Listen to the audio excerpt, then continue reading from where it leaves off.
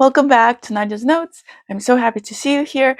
If you like my channel, if you like what I'm putting out, if you like my content, if you like what I'm saying, if you want to hear more, please subscribe, please like, please leave comments below. I would really appreciate it. Okay, so tonight is the first night of Purim, and it's traditional on Purim to read the Megillah of Esther, so the book of Esther essentially. So let me read for you from the Megillah of Esther, an original English rendition, version 2.0 by Hazzan Jack Kessler.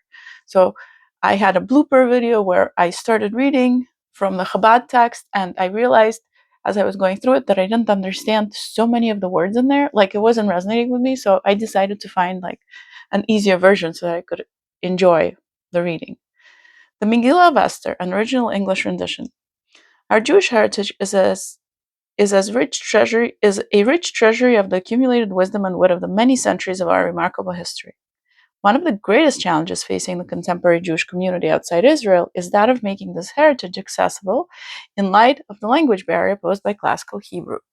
A successful formula employed by a growing number of congregations and Chavurot is the singing of biblical texts, Torah, Haftarot, and Megillot in English, which has been set to trop, the ancient melodic chant system for these texts. For many, this is an ideal way to communicate the meaning of the Hebrew text. The setting of a Megillah Esther is an imaginative, humorous rendition of the story of Purim. Sing it entirely in English or do it in sections alternating this English with Hebrew. This Megillah encourages involvement. The English text is simple and fun for all ages. The goal is to make Purim lots of meshugas, but the underlying message is just flat out great to be Jewish. Okay, blessings before the Megillah. Baruch atah Adonai Eloheinu melech haolam asher kiddushanu b'mitzvotav v'tzivanu al mikra Megillah. Blessed be you, Adonai our God, Master of the cosmos, who makes us holy through your mitzvot and the reading of this Megillah. Mitzvot are commandments. Baruch atah Adonai Eloheinu melech haolam she'asa nisim la'avotanu ba'ayim chahem bazman hazeh. Blessed be you, Adonai our God, Master of the cosmos, who has done great things for our ancestors in their days at this time. Baruch atah Adonai Eloheinu. Amen, amen. Baruch atah Adonai Eloheinu melech haolam shenehyanu kimanu v'higianu lazman hazeh. Blessed be you, Adonai our God, Master of the cosmos, who gives us life, strength, and the gift of this happy life. Amen. Amen. Amen, amen, amen, amen. Okay, there we go. Okay, how long is it? How long is this commitment that I'm making? All right, our commitment is 16 pages long. I think we could do it. We could do it. We could do it. I promise. Okay. Once upon a time, in the time of Hashverosh. Now this was the Hashverosh whose empire extended all the way from India to Ethiopia. In the 3rd year of his reign, in the capital city of Shusha, he threw a huge party for all his ministers and his chief servants. Just to impress them with his fantastic wealth and greatness, this party lasted 7 full days. Everyone had all they could eat and drink from beautiful golden dishes, including some of the invaders took from our holy temple. This is so much fun. Okay.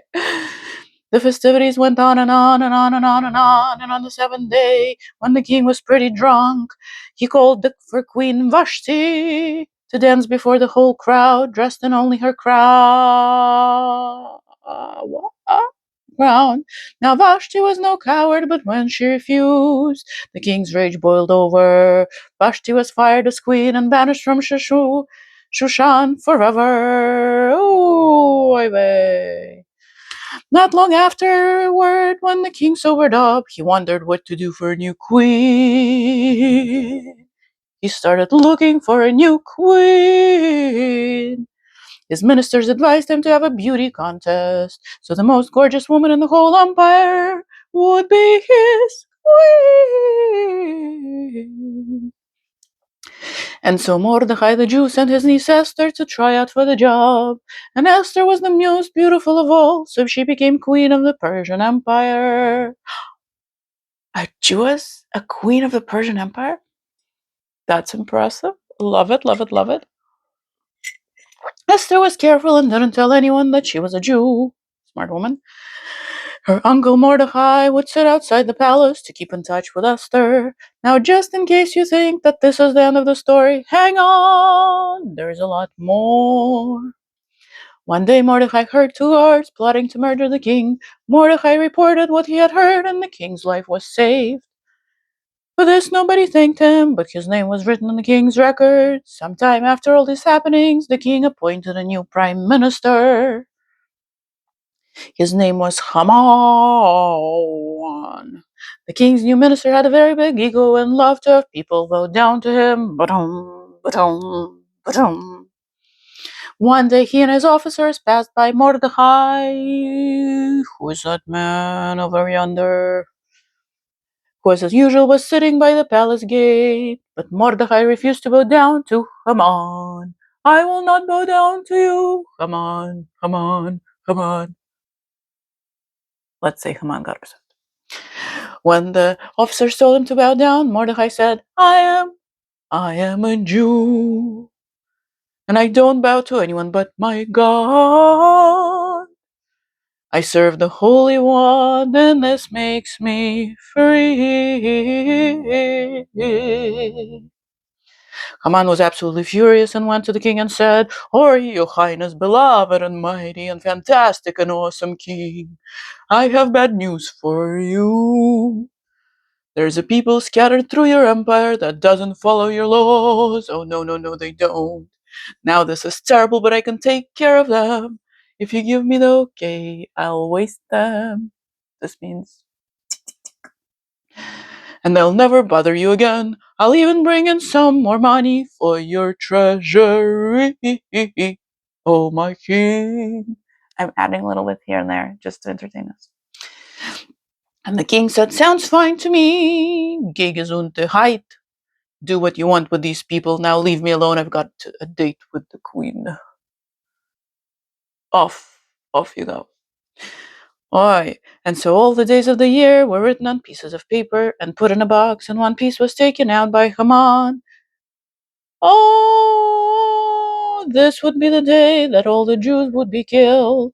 And so the news went out by express riders to all parts of the empire to kill all the Jews, men, women, and children, rich, poor, young, and old, on the 14th day of Adar.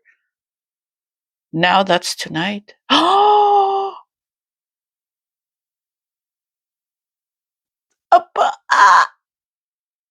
this is a horrible story. And it reminds me of other stories. Oh my god. Oh, also a special gallows was built to hang the Jew Mordecai who wouldn't bow down to Haman. I mean, to be honest, I heard this once before, years ago. This is my first 7 years reading it, and this is the understandable version. It's so bad. I mean, ah!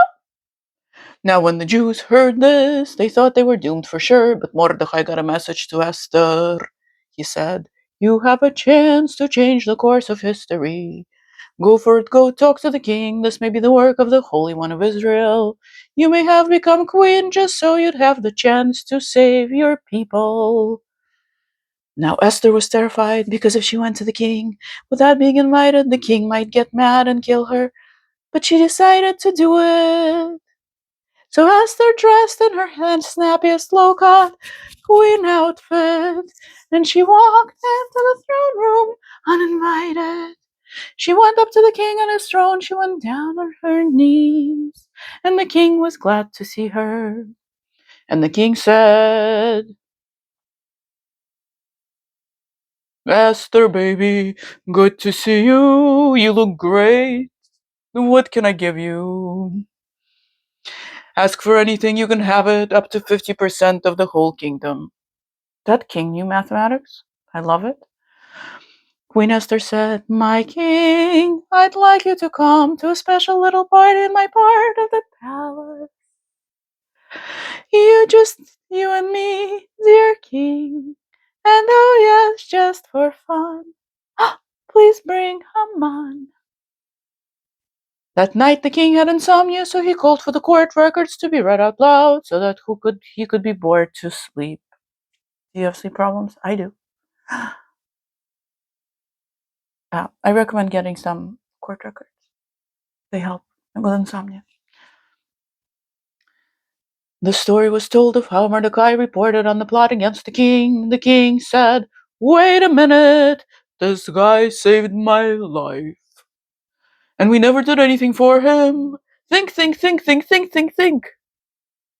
Okay, no good ideas. Is anybody else around?" And Haman, by coincidence, just happened to be hanging around near the king's chambers in the middle of the night, because that's what people do in the middle of the night. They hang around next to the king's chambers just in case something like that happens. So the king called him in and asked, "What should be done for a man?" The king has decided to honor. And Haman, in his typical self-absorbed, narcissistic way of thinking. Oh my god, this was really modern. I don't know if they knew the word narcissism back then, in the context we use it in today. Thought he must mean me.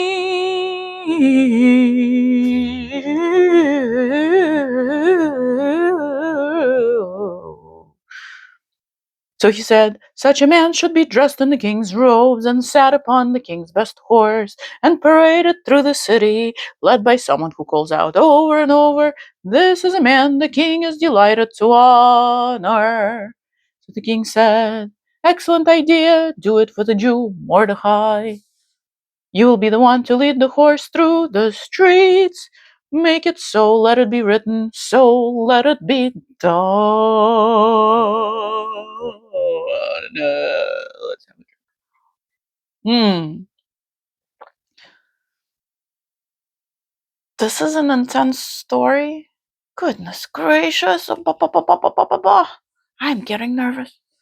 And so the next night, after the end of a very, very, very, very long day, as they're up to be in the palace when you're either planning or just eating nonstop, or whatever else they do, I don't know. Haman dragged himself home and told the whole pathetic story to his wife and followers. His wife said, "What? And you want to whack this guy?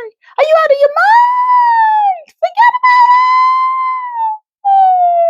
This is not a coincidence! This dude is nothing but trouble! His karma will run you over your dogma!"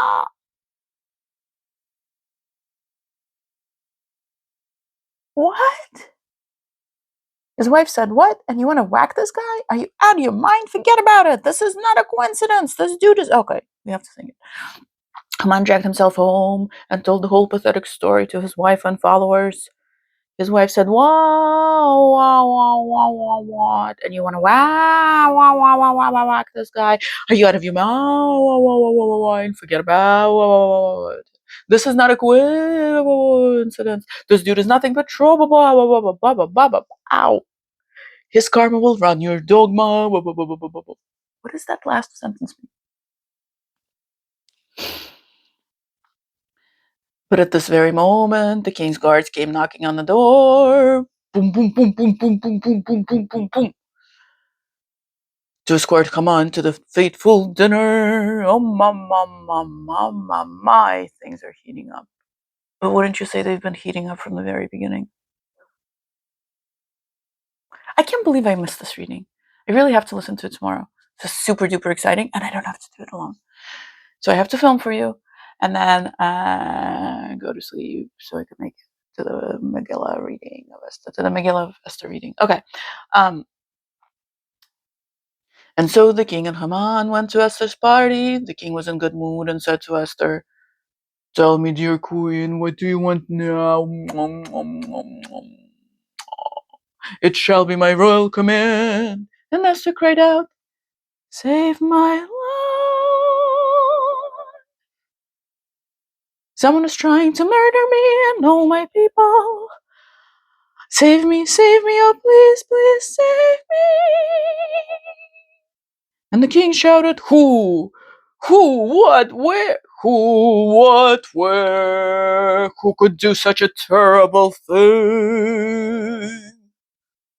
And Esther said, "This one, this evil one, Haman."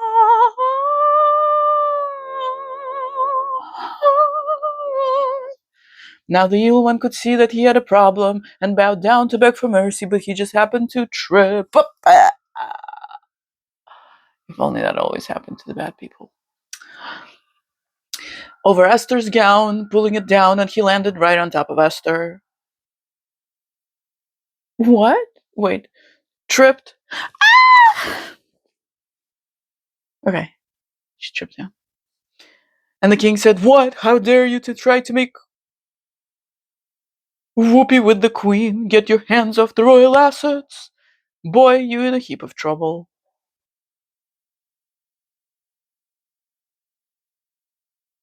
This is good. I just didn't know those words were used in the Bible, but okay. I love this interpretation. It's an interpretive. Oh my god. What did I get myself into? Pooh. He gave orders, and guards came with handcuffs and chains and very unfriendly expressions and took Haman away. That frequently happened in the old world. Still happens in weird places in this. At that moment, just by coincidence, one of the king's ministers came in and said, "Excuse me, your majesty. What do you want to do with the gallows out in the front of the palace that were built for the Jew Mordecai, the one who saved your life?" And Esther said, "Wait a minute. He's my uncle." Then the king said, "What?" Wait, sorry. I'm confusing the voices now. "What? No more Mr. Nice Guy. Use the gallows to hang Haman." I mean, if you build gallows, you have to hang someone, right? Now the story is not quite over. The king didn't like to change his orders once he'd given them, so the order to kill all the Jews was still in force.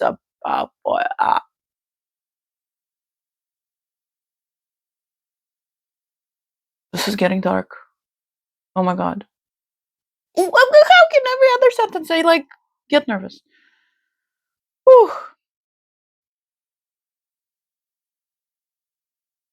But Esther begged and pleaded, and the king gave the order that the Jews could defend themselves, so that when their enemies came to attack them, the Jews survived by fighting back.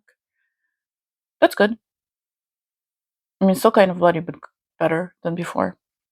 Then the king made Mordecai his prime minister and gave him a very snazzy palace of his own, which incidentally, guess who it had belonged to? And if you guessed Haman, you were right.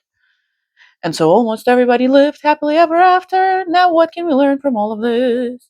As it is written in the book of the wise ones, coincidence is God's way of staying anonymous. And if you come to a fork in the road, you should definitely take it at the end of the... Wait, what?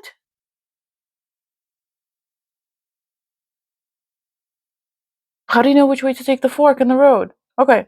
At the end of the day, when we take off the masks we wear for the world, who are we really? Who? We can all be Mordecai. We can all be Esther. All rise. Stand up for justice. Don't bow to evil. We serve the Holy One, and this makes us free. Not too bad, 18 minutes. Okay, blessings after the Megillah. Baruch atah Adonai Eloheinu melech haolam harav et riveinu v'chadan et deinu v'chanakinu et nikmatenu v'cham shalem gumil l'chol ovei nafshenu v'nifra lanu mitzarenu. Baruch atah Adonai Eloheinu hanifra imo Israel mikol tzareim ayla na Moshiach. Blessed are you, Adonai, our God, Master of the cosmos, who helps us in our struggles, who brings our enemies to justice. Blessed are you, Adonai, by whose power your people Israel is delivered from all enemies. Amen. Okay. We've just added a new genre to the channel. Congratulations. Loud applause, please. I hope you liked it. I liked it. It was fun. Oh man. Okay. This was fun. Pray that I'm able to get up and go and hear the Megillah at some synagogue or Chabad center, and I'll report back on how that went. Many blessings and a wonderful night, and I hope you enjoyed yourself. Please sign up.